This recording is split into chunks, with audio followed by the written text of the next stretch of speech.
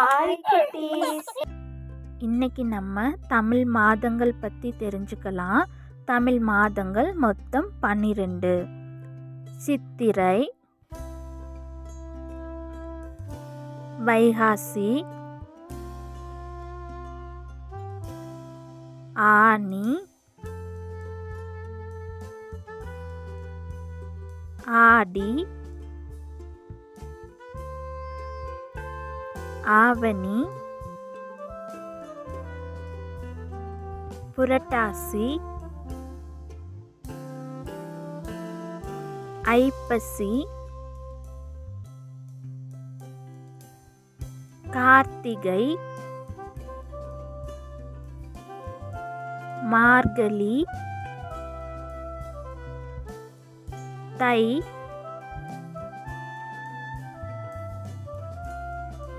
மாசி,